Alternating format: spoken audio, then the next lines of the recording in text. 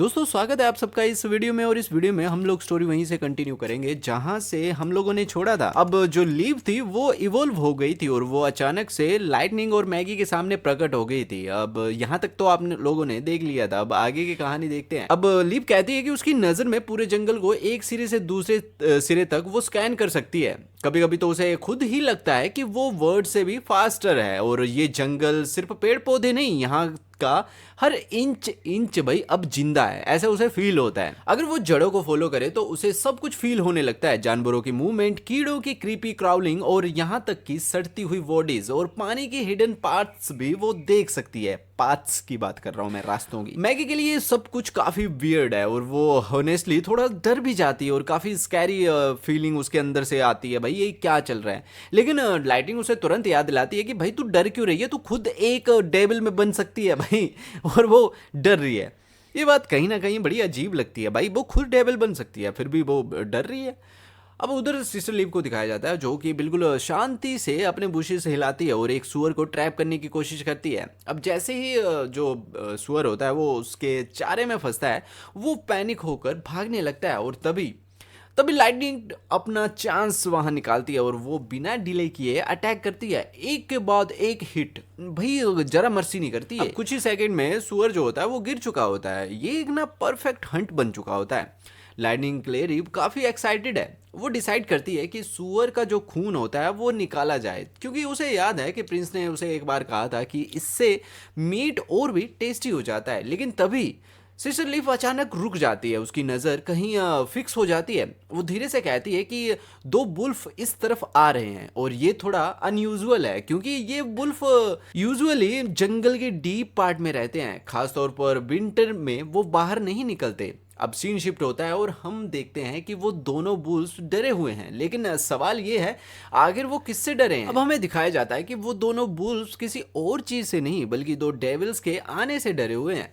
Sister live ये देखती है और देखते ही पैनिक हो जाती है। वो तुरंत कहती है कि हमें अभी भागना होगा राइट नाउ। इससे साफ हो जाता है कि वो डेविल सीधे उनकी तरफ बढ़ रहे हैं। उनके हाथों में हैं काले लोहे के ग्लव्स, वही डेडली टूल्स जिनसे पहले भी कई लोगों को खत्म किया जा चुका है। लीफ जोर देकर कहती है कि हमें यहाँ से निकलना होगा, ये क्रिएचर्स अकेले नहीं आते। लेकिन लाइटनिंग पीछे हटने वालों में से नहीं है। वो साफ मना कर देती है, मैं बिना लड़े कहीं नहीं जाऊंगी। उसकी सोच बिल्कुल क्लियर है, अगर हर बार दुश्मन को देखकर वो भागते ही रहेंगे तो वो कभी जीत ही नहीं पाएंगे। और बस ये कहते ही वो अपनी रिवॉल्वर निकालती है और फुल धन्नो स्टाइल में उसकी आवाज़ में कॉन्फिडेंस होता है और फुल कॉन्फिडेंस के साथ वो कहती है कि मेरे फादर हमेशा कहते थे अगर गिरो तो वापस उठो, और आज वो वही करने वाली है। भागना अब ऑप्शन नहीं है क्योंकि अब दुश्मन ज़्यादा दूर नहीं है। लाइटनिंग आगे कहती है कि ये डेविल्स जितने देखने में डरावने हैं उतने ही डेंजरस भी हैं, लेकिन इन्हें मारा जा सकता है क्योंकि इन डेविल्स की एक मेजर वीकनेस भी है, ये रेड मिस्ट के बिना जिंदा नहीं रह सकते। लाइटनिंग तुरंत लीफ को याद दिलाती है कि तुमने खुद एक डेविल को क्रॉसबो से गिराया था, और सिर्फ वही नहीं, नाइटिंग ने तो इससे भी वर्स सिचुएशन में कई डेविल्स को खत्म किया है। फिर भी लीफ अभी भी डरी हुई होती है। वो कहती है कि हमें प्रिंस को इन्फॉर्म करना चाहिए, क्योंकि नाइटिंग और ऐश इन डेविल से लड़ने में सबसे ज़्यादा एक्सपीरियंस्ड है। लेकिन लाइटनिंग वेट करने के मूड में नहीं है। वो सीधा आगे बढ़ती है और डेविल्स की तरफ उड़ते हुए कहती है कि जब तक हम किसी को बुलाएंगे ये यहाँ से जा चुके होंगे। और सच भी है, इतने डेंजरस एनिमीज को शहर के पास घूमने देना काफ़ी रिस्की है, और अगर ये उसकी साइट रेंज से बाहर निकल गए तो सिचुएशन और भी आउट ऑफ कंट्रोल हो सकती है। मैगी को देख के लगता है कि वो भी रेडी है और फुल प्रिपेयर्ड है। लिप थोड़ी कंफ्यूज होकर पूछती है कि मैगी आखिर बोल क्या रही है। लाइटनिंग हल्की सी स्मित के साथ जवाब देती है कि मैगी कह रही है कि पहले इनके सिर नोचेंगे, फिर पंखों से इन्हें दबाएंगे और फिर आग पर रोस्ट करके चेक करेंगे कि ये टेस्टी है या नहीं है। अब मैगी तो ठहरी भुक्कड़, पर जो के पार्ट एक पल के लिए माहौल हल्का हो जाता है, लेकिन बस एक पल के लिए, क्योंकि अगला मोमेंट सब सीरियस हो जाते हैं।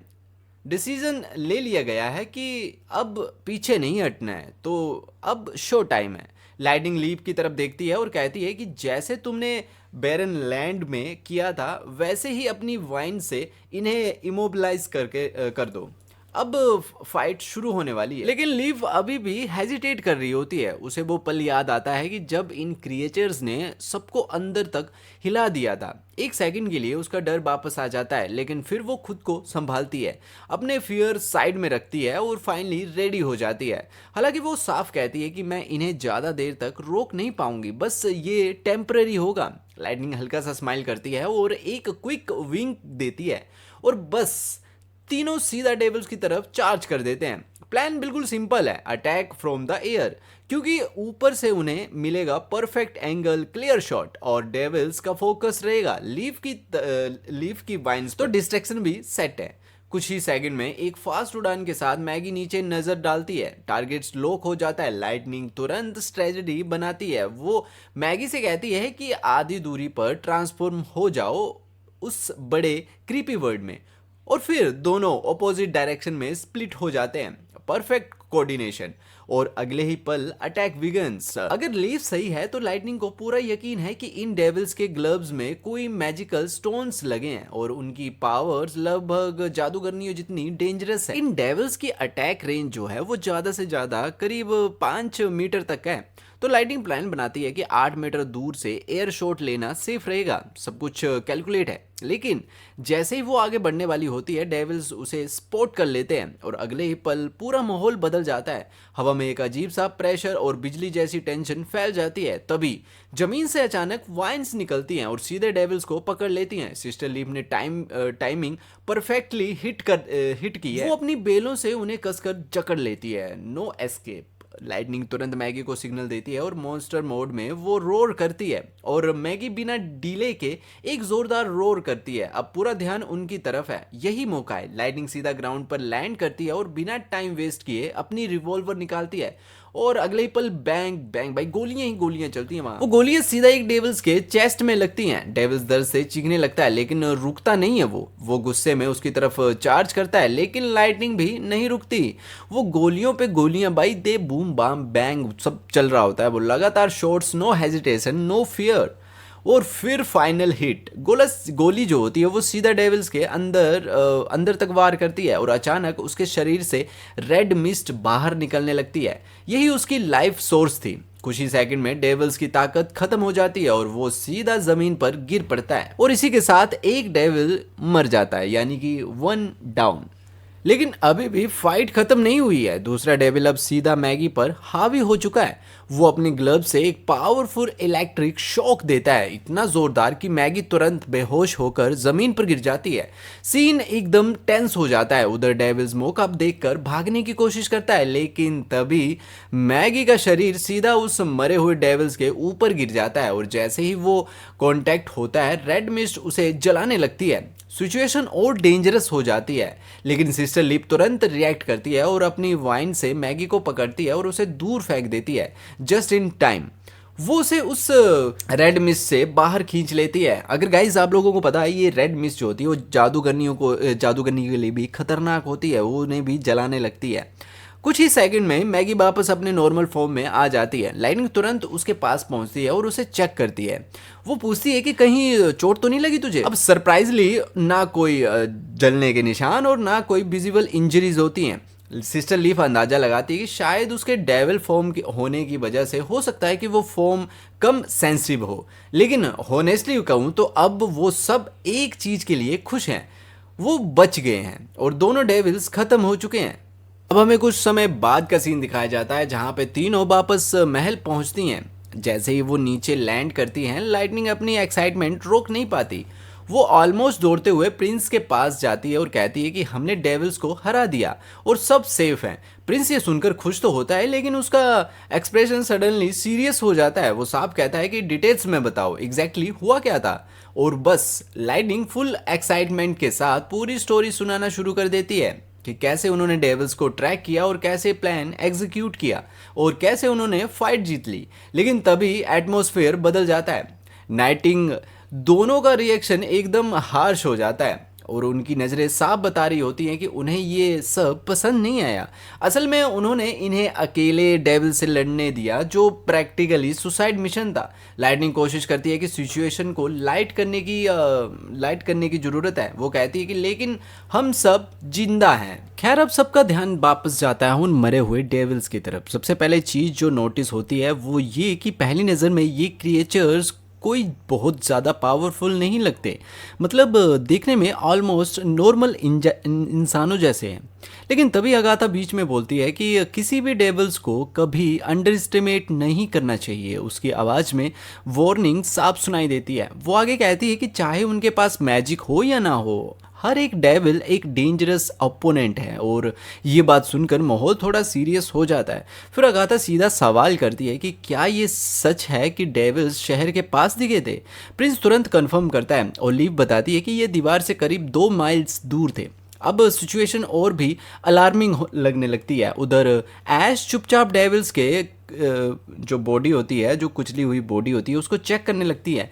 वो कुछ ढूंढ रही होती है, जैसे कि मैजिकल स्टोन्स जो शायद उनके ग्लव्स में थे। इस बीच प्रिंस एक अजीब चीज़ नोटिस करता है। वो पूछता है कि इनका खून इंसानों जैसा क्यों नहीं है, क्योंकि जहाँ इंसानों का खून ब्राइट रेड होता है ऑक्सीजन की वजह से, वहीं इन डेविल्स पर कम्प्लीटली डिफरेंट है। और रीज़न भी इसका क्लियर है, ये क्रिएचर सांस नहीं लेते। मतलब इनका पूरा सिस्टम ही अलग है। और सिर्फ इतना ही नहीं, इनका स्केलेटन भी नॉर्मल इंसानों से कहीं ज़्यादा वाइड है, जो ये हिंट देता है कि ये सिर्फ दिखने में इंसान जैसे हैं, लेकिन असल में पूरी तरह से कुछ और ही हैं।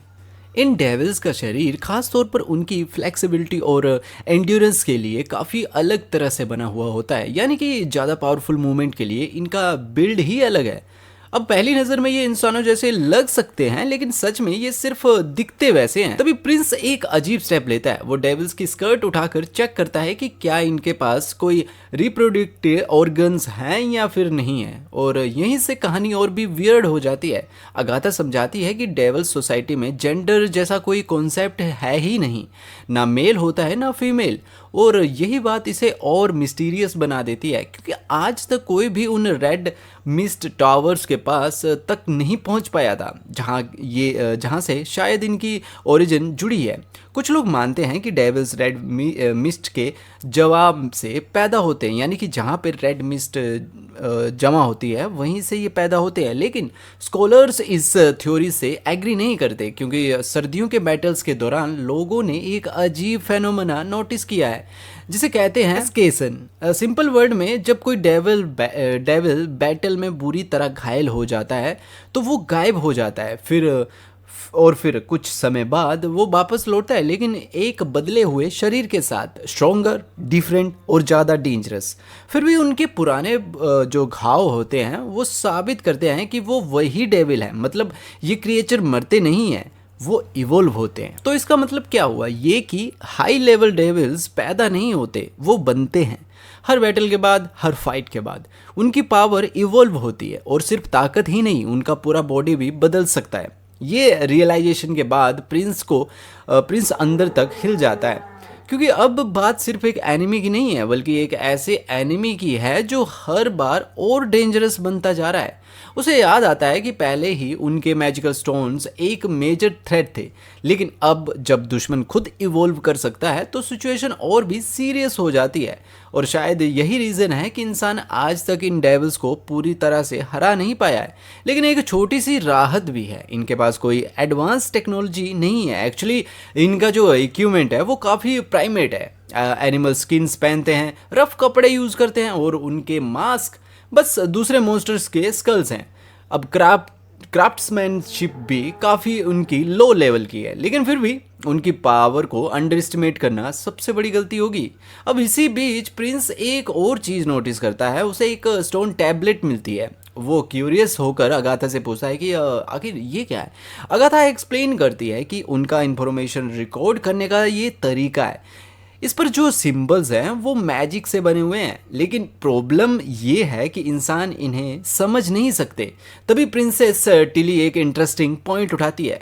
वो कहती है कि हो सकता है कि इन डेविल्स का ब्रेन स्ट्रक्चर ही अलग हो। प्रिंस इस बात को मान लेता है, लेकिन उसकी क्यूरियोसिटी और भी बढ़ जाती है, क्योंकि अब सवाल सिर्फ इतना नहीं है कि ये डेविल्स कौन है, बल्कि ये है कि ये सोचते कैसे हैं। प्रिंस इस बात को मान तो लेता है, लेकिन उसका फोकस अभी भी उस चीज़ पर है, वो स्टोन यानी कि स्टोन टैबलेट, क्योंकि उसमें छिपा है कुछ, उसमें जो छिपा है वो कुछ बड़ा भी हो सकता है। तभी अगाथा आगे एक्सप्लेन करती है कि ये सिर्फ कोई साधारण पत्थर नहीं है, ये अलग अलग टाइप्स के होते हैं, sensory stones, path finder stones और मार्कर स्टोन्स। और इनका इस्तेमाल कौन करता है? Spy devils.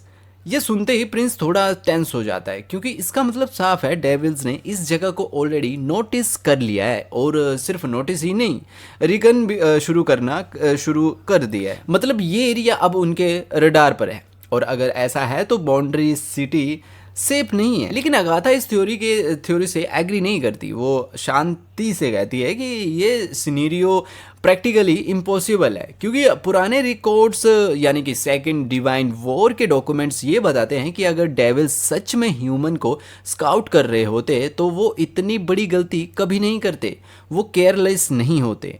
असल में डेविल्स स्काउट हमेशा टीम्स में काम करते हैं, कम से कम 2 या 3 के ग्रुप में, ताकि अगर एक फेल हो जाए तो बाकी इन्फॉर्मेशन लेकर वापस जा सकें। और अब सबके दिमाग में एक ही सवाल आता है, अगर ये सिर्फ 2 डेविल्स थे तो क्या ये स्काउट टीम थी, या फिर कुछ और ज्यादा खतरनाक शुरू होने वाला है? अगाथा बताती है कि अधिकतर स्काउट टीम में मॉन्स्टर होते थे, उनके पास ड्रैग भी होते थे, और वो कभी भी एक दूसरे से बहुत दूर काम नहीं करते थे, मतलब हमेशा कोऑर्डिनेट मूवमेंट के साथ चलते थे। इन स्काउट टीम्स को खत्म करने के लिए अलायंस एक स्मार्ट स्ट्रेटजी यूज किया करता था। पीछे से उन्हें ब्लॉक करने के लिए फ्लाइंग जादूगरनियां भेजी जाती थी, और सामने से डिवाइन वॉरियर डायरेक्ट अटैक करके उन्हें पकड़ लेते थे। दोनों तरफ से अटैक, नो एस्केप। जैसे जैसे वॉर एंड की तरफ बढ़ा, ये स्काउटिंग टीम और भी बड़ी होती गई। कभी कभी इनमें फ्लाइंग डेविल्स और even high level terrifying devils भी शामिल होते थे। तो ऐसे में सिर्फ 2 नॉर्मल डेविल्स को स्काउटिंग मिशन पर भेजना बिल्कुल सेंस नहीं बनाता। अब यही बात सिचुएशन को और भी सस्पिशियस बना देती है। तभी ऐश बोलती है कि इन डेविल्स के वेपन भी काफ़ी इनकम्प्लीट लग रहे हैं, और फिर भी एक सवाल उठता है, क्या ऐसा हो सकता है कि ये एक्चुअली स्काउटिंग मिशन ही ना हो? क्या आपको लगता है कि बाउंड्री सिटी किसी बड़े खतरे में है? लेकिन अगाथा के हिसाब से ये बात उतनी फिट नहीं बैठती। वो समझाती है कि अलायंस के टाइम पर एक छोटे से बाउंड्री सिटी की भी प्रोटेक्शन के लिए जादूगरनियां तैनात रहती थी। तो ये ऑलमोस्ट इम्पॉसिबल है कि डेविल्स को ये पता ना हो कि पिछले 400 सालों में ह्यूमैनिटी कितनी बदल चुकी है। ह्यूमैनिटी कितनी बदल चुकी है। अगर वो सच में स्काउटिंग कर रहे होते तो उनके जो स्पाइस होते वो प्रॉपर वेपन से इक्विप्ड होते, लेकिन वैसे ही जैसे सेकंड वो डिवाइन वॉर के दौरान थे। ये सुनकर प्रिंस को थोड़ी राहत मिलती है, और वो सोचता है कि शायद डेविल्स बाउंड्री सिटी से भिड़ने का प्लान नहीं बना रहे। अगाथा भी इस बात से एग्री करती है, लेकिन वो एक वार्निंग भी देती है कि थोड़ा केयरफुल रहना होगा, क्योंकि पॉसिबल है कि डेविल्स को आसपास किसी सिटी के बारे में पता ही ना हो। शायद वो बस अपने कैंप के आसपास का एरिया चेक कर रहे थे, और हो सकता है कि वो ह्यूमन से नहीं बल्कि मॉन्स्टर से लड़ने की एक्सपेक्टेशन लेकर आए हों। इसलिए उनके पास ऐसे वेपन्स नहीं थे जिन्हें बार बार यूज किया जा सके, जैसे स्पेयर्स या फिर थंडर वेपन्स। लेकिन प्रिंस की ये रिलीफ ज़्यादा देर टिकती नहीं है, क्योंकि अगले ही पल वो राहत सीधा डर में बदल जाती है। क्योंकि जैसे ही प्रिंस को अगाथा की बात समझ आती है कि डेविल्स का अपना कैंप है, उसके चेहरे का एक्सप्रेशन बदल जाता है। अगाथा सीरियस टोन में उसे कंफर्म करती है और समझाती है कि वरना डेविल्स इतनी दूर पैदल ट्रैवल नहीं कर सकते। अब सिचुएशन और भी क्लियर हो जाती है। उन्हें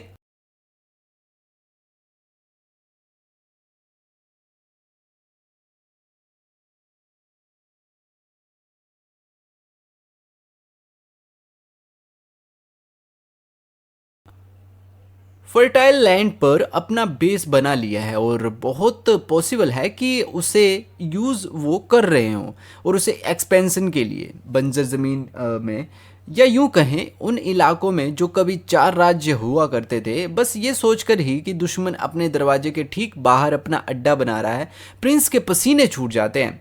वो तुरंत अगाथा से पूछता है कि क्या पहाड़ों के पीछे उनका ठिकाना भी एक बेस माना जाएगा।